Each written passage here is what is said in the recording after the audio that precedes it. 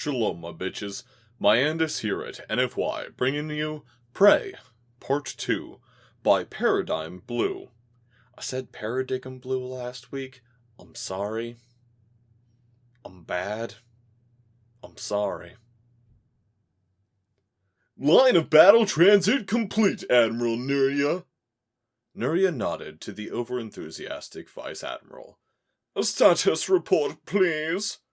It felt good to be away from the Security Council chamber, and back on the bridge of her flagship, flashing hooves.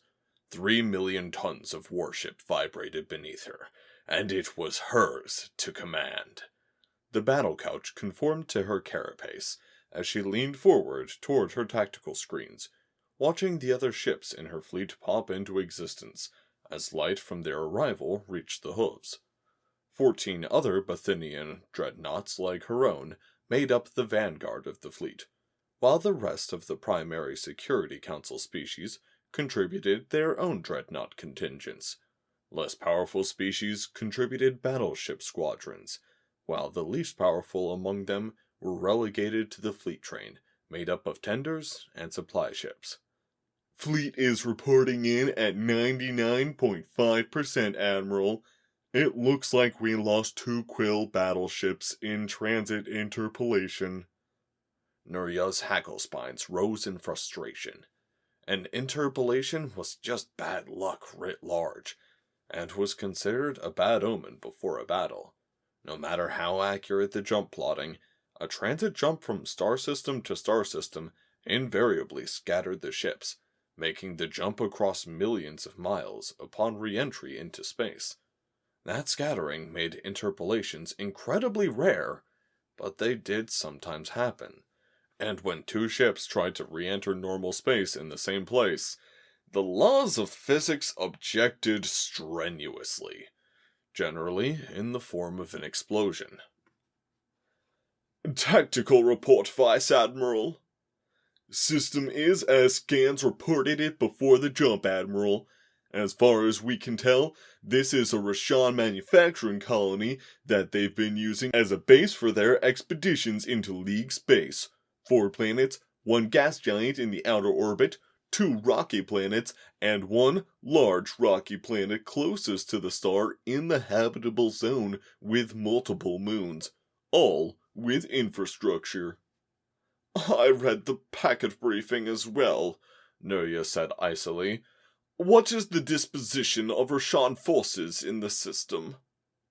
We're showing a large Rashon fleet between the orbits of the 3rd and 4th planets. Direct line intercept takes us within 2 million miles of the gas giant. Make it so. Nuria pointed a grasping hoof forward, toward the waiting Rashon fleet. The ships of the League crawled forward, moving into a wall of battle as they did. Behind the fleet, more ships blinked into existence. Admiral, fleet train is arriving, as well as civilian observation ships. Very well. Have them hang well back. We don't want one of them getting a stray laser through their hull. Yes, Admiral. Fleet train and civilians will maintain distance from the engagement. A new mass of ships blinked into existence on Nuria's holoscreen. That's not the fleet train. No, Admiral, it appears to be the Dreeden contingent with their human observers. The Vice Admiral squinted at a tactical screen. Their jump spacing is surprisingly tight. Nuria grunted. She had noticed how tightly packed the ships were as well, exiting jump space in neat formation, rather than scattered over several million kilometers like the rest of the Security Council Joint Fleet. It could be the Dreeden kept some of their junk technology from us when they joined the League. Make a note for an investigation committee once we return. The Dreeden human fleet was an odd composition. Instead of battleships and dreadnoughts, the force was comprised of many smaller ships, not fit for a League battle line. There were 2 larger ships, but they appeared to be support vessels rather than warships, with few weapons visible to Nuria's dreadnought's powerful scanners. These larger vessels were screened with vessels that appeared to be only frigates and destroyers, some with Dreden ID codes. Near the center of the formation, the large support vessels were joined by two cruiser-sized ships. Nuria flicked a grasping hoof dismissively. It's no wonder the humans thought this battle was lost. They don't even know how to form a proper wall of battle. Vice Admiral, it's time to show them and the Rashon why the Bothan battle fleet has not been bested in a millennia. Plot an intercept course with the Rashon fleet and take us in. There's still time for you to leave before the battle, Ambassador Nesh. We've been over this before, Admiral Davies. I feel like it's only right that I see this through. Nash tried and failed to inject more confidence into his words than he was feeling. He was standing in front of a Dreden-sized acceleration couch on the flag bridge of the fleet's carrier, ARTS Helena, to the side of Admiral Patricia Daly's in her command chair.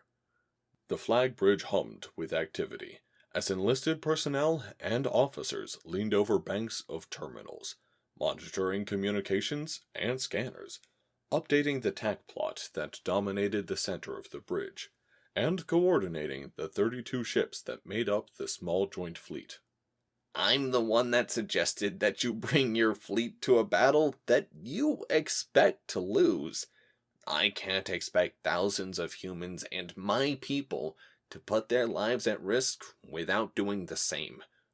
Besides, the bureaucrats at the League wouldn't let this observation fleet exist unless it was accompanied by an official council representative. And as humans aren't a member species yet... You're right, Ambassador. And I have to say, if more human politicians were like you, putting themselves on the front lines of a battle because they supported it, we probably would have had a lot less wars over the years. Their conversation was interrupted by the Admiral's flag lieutenant. Ma'am, the League fleet has begun to accelerate wellward. Estimates show they will cross the orbit of the gas giant in 13 hours. Thank you, Lieutenant. Admiral Davies manipulated her console, patching her through to the captains of her small fleet. All ships, set condition 3. Maintain current relative position. No flight ops from any ships without my direct orders. In the flag bridge, the red lights that had bathed the room were replaced with normal lighting as the ship stood down from condition 1. Why not launch the fighters, Admiral? In every operation I've observed before, your carriers launch their cap as soon as they exit their jump, Nesh asked. Currently, the Rashon don't know we use small craft. I'd like to keep it that way as long as we can. The Admiral ran a hand through her close-cropped hair. Get some rest, Ambassador. I just hope that we'll be able to save at least some of them. Nesh nodded and turned to leave the flag bridge. So do I, Admiral. So do I. The battle wall of the League fleet closed with the Rashon forces arrayed to face them. From Nuria's view screens, a small orange disk could be seen, the outermost planet of the system. Has there been any changes in the disposition of the Rashon fleet, Vice Admiral? No, Admiral Nuria. They are still arrayed in a small walled battle facing our approach. The Vice Admiral switched the main view screen to a representation of the Rashon fleet. We count 5 dreadnoughts and 8 battleships, plus a surprisingly large amount of cruiser and destroyer-sized vessels. Rebroadcast our demand to surrender, Vice Admiral. Well, I'm impressed with such a minor species can field that many dreadnoughts. If they fight, it will be a short engagement. Nuria hoped they didn't surrender. It had been too long since she had led the Flashing Hooves in battle. She took some satisfaction in knowing that she would be showing those impertinent Dredens and humans how a League battle fleet waged war. Admiral, we're receiving a communication from the Dreden human joint fleet. Nuria turned to the communications officer. Well, what is it? It's from the human ambassador. It's a warning. They believe that there is a second Rashon fleet hidden in the gas giant.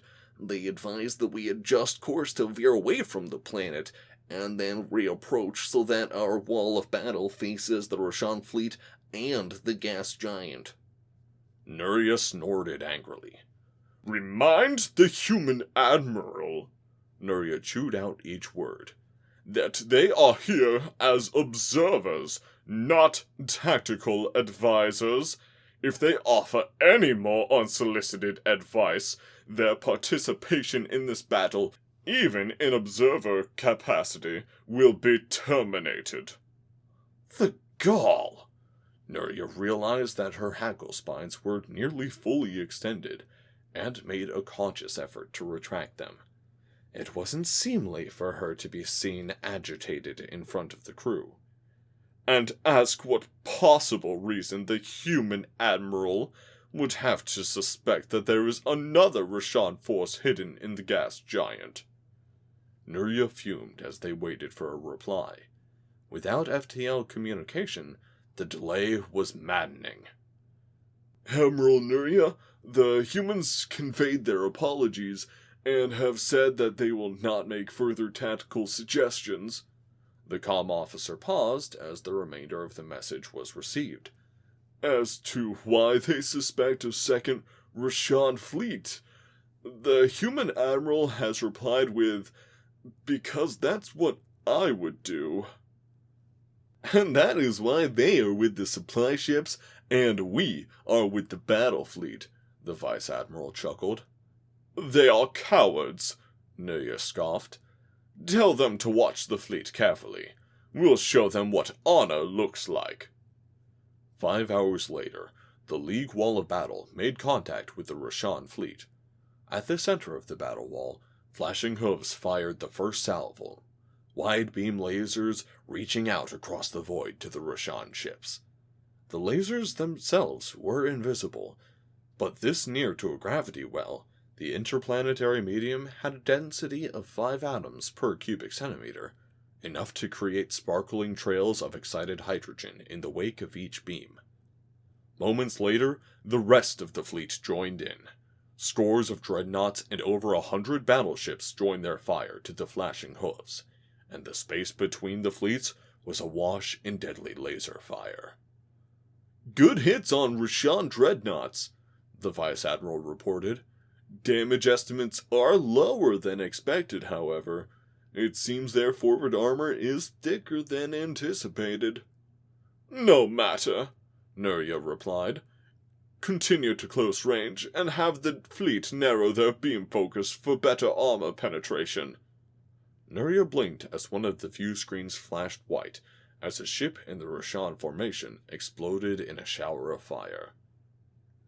That was one of their battleships, Admiral. The first kill is ours. And their response? None yet, Admiral. They're holding their position and have not yet returned fire. Strange, muttered Nuria. If they can't match our weapons range, I would anticipate them to attempt to close the range as quickly as possible. Are we close enough for a visual of a Rashon ship? Put it on screen. It's time to see what we're dealing with. The main holoscreen flared to life, with an image of one of the Rashon dreadnoughts. Nuria felt a chill go through her bones, and her hackle spines began to extend unconsciously. She was not the only one of the Fleshing Hoof's bridge with that reaction, she noted. The Rashon ship was shaped like a blunted wedge, with numerous forward-facing weapons placements. The rear of the wedge tapered slightly, until the taper reversed as it met huge engine cowlings at the anterior of the ship. Where League ships were almost always shaped like half-spheres, presenting a hedgehog-like array of defenses and weaponry to the enemy, while the flat portion of the half-sphere contained their engines. The Rashon ships seemed to be designed for pursuit. Unbidden, the memory of the council meeting flashed in Nuria's mind. We believe they are a predator species. Nuria shook herself, metals rattling on her carapace. She was a Bothan, leader of the combined fleet. She would not let herself be unnerved by this opponent, especially one that had not even yet drawn blood. Still, she didn't want to look at the ship on the screen any longer. That's enough, Vice Admiral. They're just sitting there. If Nesh had eyelids, he would have squinted at the tack plot. As it was, he leaned forward in his acceleration couch. And no return fire.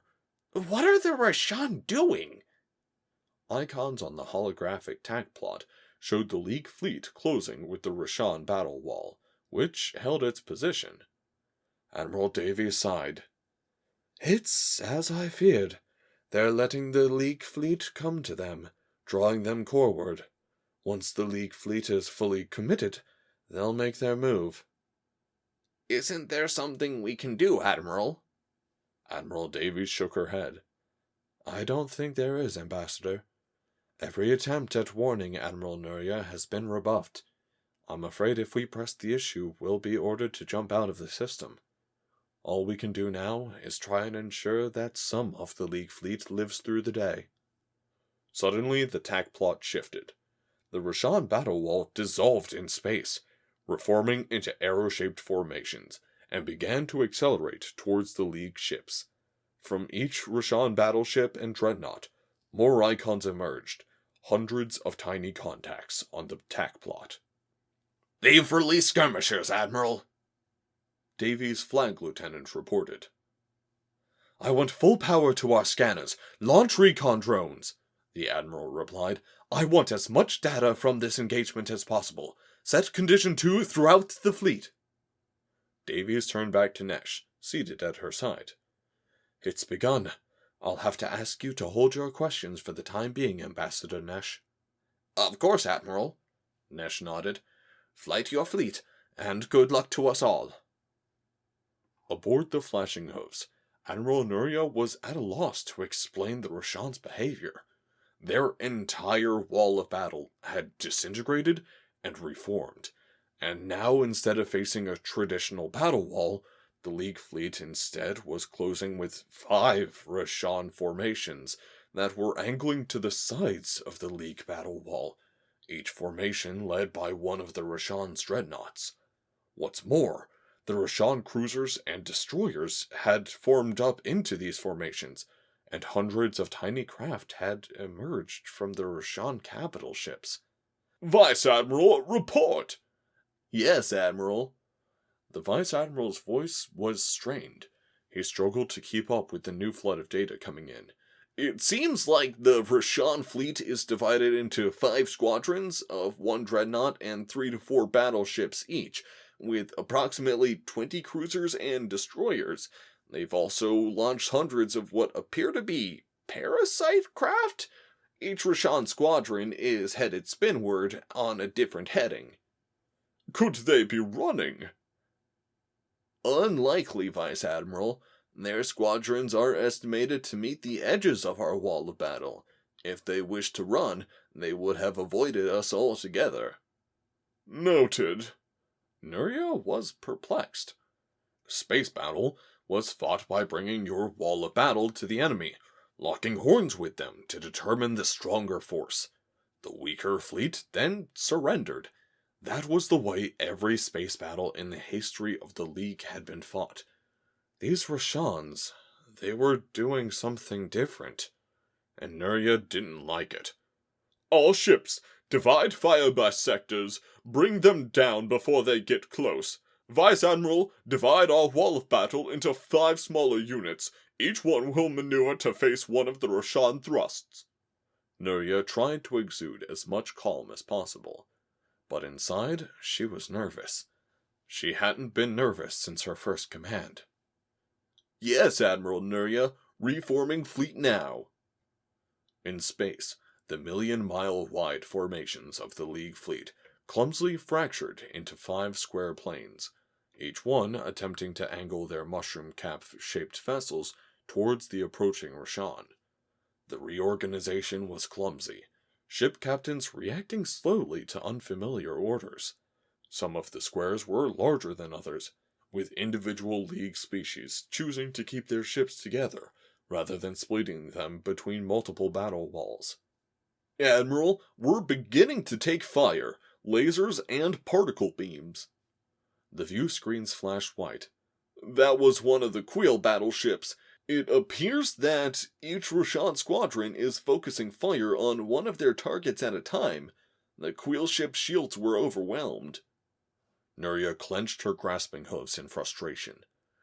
Continue maneuvers. We still outgun them by a significant margin. As if on cue, a Rashon battleship winked off the display, victim to Bonthan lasers. Admiral, the Rashon are accelerating. 2 of our 5 battle lines will not reform before the Rashons reach them. Readings show that the Rashon ships can accelerate nearly twice as fast as ours. The 5 Rashon squadrons poured on the speed, lancing toward the League battle walls. 3 of them were met by reformed formations, which rained laser fire onto the approaching ships. 2 of the Rashon squadrons, however, reached the League ships before they could turn and face them. Racing along the edge of the League formations, they picked off ship after ship as they brought their entire squadron's firepower to bear at one ship at a time, while the League ships struggled to keep their rounded half-spheres faced towards the Rashon. Then, unthinkably, the Rashon cruisers and destroyers separated from the rest of the squadrons and penetrated the wall of battle itself. The League wall of battle was designed to face other similarly arrayed formations, trading blows across space. Victory was decided by the fleet that could bring the most ships with the largest guns on the enemy. For thousands of years, this was how battle had been joined by the League. For thousands of years, its crews and ships had been trained and designed for this kind of battle. No one, it appeared, had informed the Rashons that this was how things were done. As the smaller Rashon ships raced through the heart of the League formations, the battle walls disintegrated. Each ship struggled to keep its armor facing pointed towards the Rashon cruisers and destroyers that sliced through their ranks. What's worse, hundreds of Rashon skirmisher craft joined the battle, weaving and corkscrewing between the League capital ships. The League fleet was caught completely unprepared, with each ship designed for engagements against other capital-sized combatants. None of them possessed significant point defense, allowing the Rashon skirmishers to make strafing runs all but unmolested. Individually, these craft were nothing but an annoyance, but in numbers they were deadly.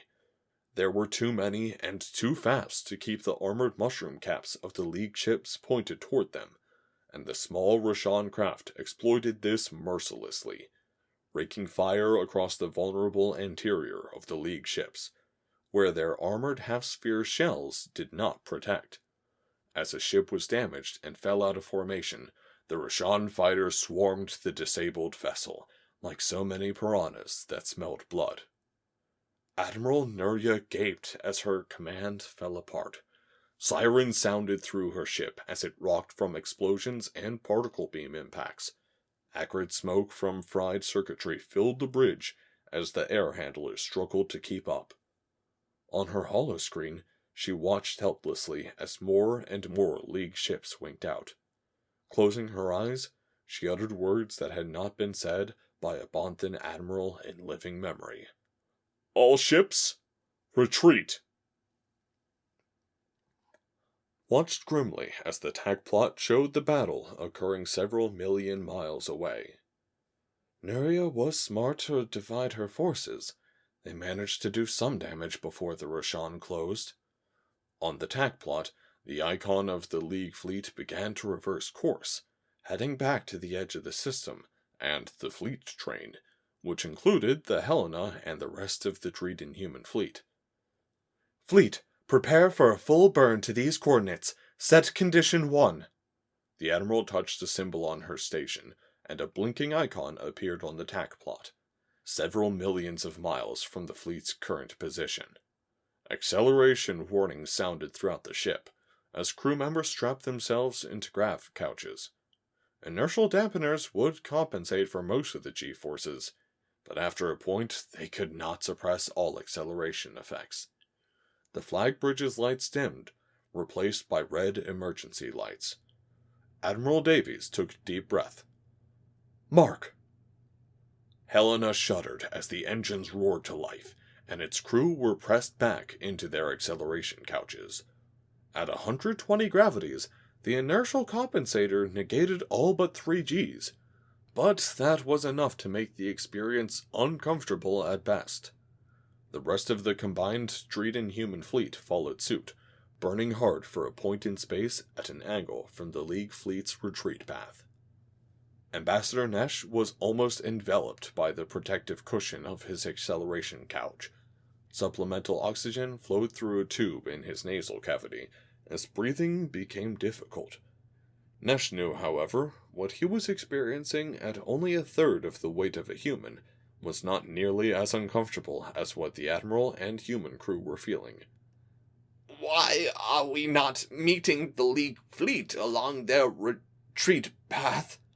He managed to squeeze out between labored breaths. I thought I said no questions, Admiral Davies wheezed in reply. A moment later, she relented. They won't be able to retreat that way. Any moment now, they will near the gas giant, and when they do... Admiral, we've received a full-spectrum transmission. It appears to be originating from the 4th planet, audio and visual. It was a testament to the communication tech's high-G training that they were able to get the strange report out through clenched abdominal muscles. Patch it through! Oh my gods! Nesh gasped. The tack plot was replaced by the image of a Rashon. Its appearance was vaguely vulpine, with smooth, hairless skin, and 4 forward-facing eyes. Sharp serrated teeth were exposed, even when its mouth was closed. Its head sat upon a long, lean bipedal body. 2 powerful arms extended in 3 mandibles, each tipped with a thick claw. From the creature's chest, 2 smaller arms emerged, each ending in 6 delicate manipulators. It wore a uniform of iridescent purple, with what appeared to be some sort of rank insignia or awards across the breast. Nesh quivered in his acceleration couch. It felt like its eyes were looking directly at him, and age-old instincts screamed at Nesh to do what his people had done when a predator looked at you for millions of years. You run. Nesh glanced over at Admiral Davies, who appeared unfazed. I have to say, the Rashon spoke in Galactic Basic, it is convenient when prey comes to us. You have more fight than most, and it seems that you have many systems. We look forward to our new hunting ground. The broadcast cut off, and the flag bridge was silent for a moment. Admiral Davies, contacts reported rising from the atmosphere of the gas giant. It's a second Rashon fleet. Anyways, I hope you guys enjoyed that one. If you did, go ahead and leave me a like. If you would like to hear more of my stuff, go ahead and subscribe. If you want to keep up to date with my shenanigans, go ahead and hit the bell icon on the side. Anyways, Paradigm Blue. My apologies for saying Paradigm Blue. It is pronounced Paradigm Blue. I just realized that paradigm is a word that exists, and that I'm a fucking idiot. My apologies. Have a nice one, y'alls.